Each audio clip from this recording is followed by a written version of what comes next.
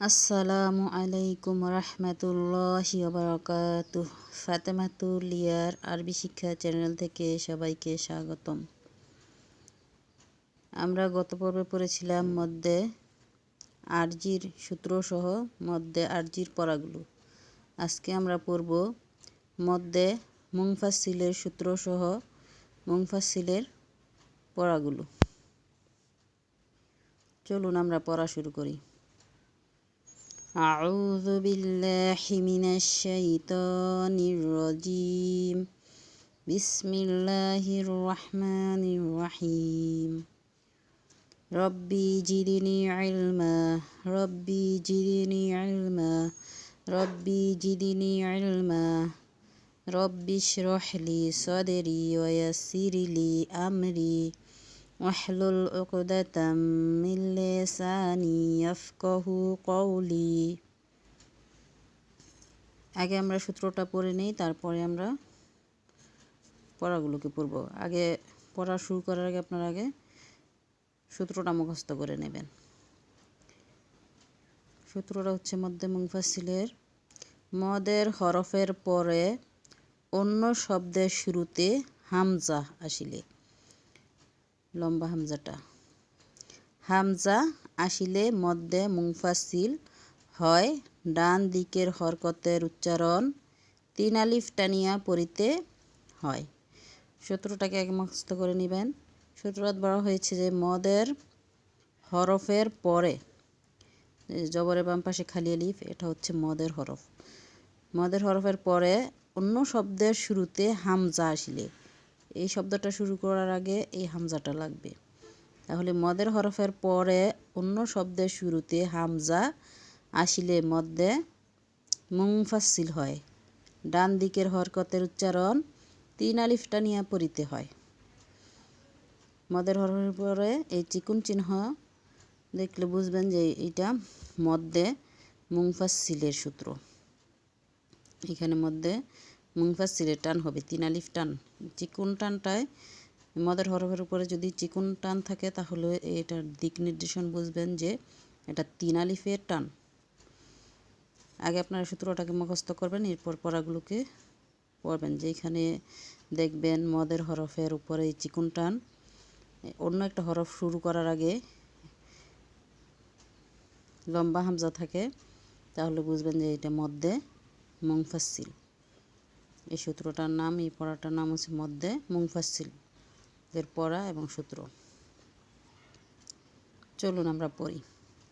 Wow জবর ওয়া, মিম আলিফ জবর মা, ওয়া মা। হামজা র জবর আর, ওয়া মা আর। সিন লাম জবর সাল, নুন আলিফ জবর না, সাল না। ওয়া মা আর সাল না। হামজা র জবর আর, সিন লাম জবর সাল, আর সাল। নুন আলিফ জবর না, আর সাল না। হামজা জের ই, লাম ইয়া জবর লাই, ইলাই। কাব জবর কা, ইলাইকা। আর সাল না, ইলাইকা। ওয়াও জবর ওয়া, মিম আলিফ জবর মা, ওয়া মা। হামজা পেশ উ, মিম জের মি, উমি। র ওয়াও পেশে রু, উমিরু। এইখানেও মধ্যে মুনফাসিল, এইখানেও মধ্যে মুনফাসিল। শুধু যে জবরের বাম পাশে খালি আলিফ মদের হরফের উপরে চিকুন টান, বামে লম্বা হামজা, এরকম না। পেশের বাম পাশে জজমলা ওয়াও, জেরের বাম পাশে জজমলা ইয়া, তিনোটাই মদের হরফের উপরেই এই চিকুন টান থাকলে বুঝবেন যে মধ্যে মুনফাসিল। এইটাও মধ্যে মুনফাসিলের সূত্র, এখানেও মধ্যে মুনফাসিলের সূত্র। এখানে তিন আলিফ টান, এইখানেও তিন আলিফ টান। ওয়া মা উমিরু। হামজা লাম জের ইল, লাম আলিফ জবর লা, ইল্লা। উমিরু ইল্লা।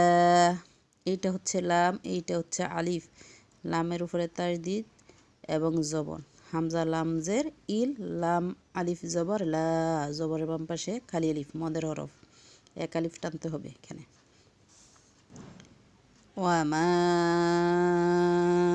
উমিরু ইল্লা, ওয়াও জবর ওয়া, মিম আলিফ জবর মা, ওয়ামা, হামজা দাল জবর আদে। এইখানে আবার দাল কলকলার হরফ, কলকলার সূত্র এসেছে। মধ্যে মুনফাসিলের সূত্র আর কলকলার সূত্র। ওয়ামা আদের, রয়ের উপর এসেছে মদের হরকত, এক আলিফ টান। তিনটা, একটা দুইটা তিনটা সূত্র এসেছে এখানে। ওয়ামা আদের, কাব জবর কা, আদের কা, ওয়ামা আদের কা। হামজা জের ই, লাম ইয়া জবর লাই, ইলাই, নুন আলিফ জবর না, ইলাইনা। হামজা জের ই, ইয়া আলিফ জবর ইয়া, ইয়া, বা জবর বা, হামিম পেশ হুম, বা হুম, ইলাইনা ইয়া বা হুম। ফা ইয়া জের ফি, হামজা হা জবর আহ, ফি আহ, সিন জবর সা, নুন জের নি, সানি, ফি আহ সানি। এখানে আবার জেরের বাম পাশে জজমলা ইয়া, মদের হরফ, এর উপরে চিকন টান, আর বামে লম্বা হামজা, অন্য একটা হরফ শুরু করতে আসছে, তাই এখানে মধ্যে মুনফাসিল, 3 আলিফ টেনে পড়তে হবে। তাহলে আমরা পড়াগুলোকে একবার রিডিংয়ে পড়ে দেখি। ওয়ামা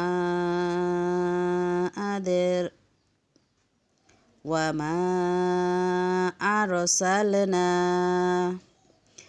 আরসালনা ইলাইকা, ওয়ামা উমিরু ইল্লা, ওয়ামা আদরাকা ইলাইনা ইয়াবাহুম ফি আহসানি।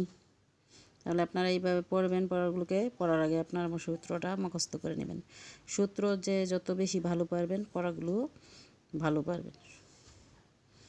তাহলে আজকে এই পর্যন্তই।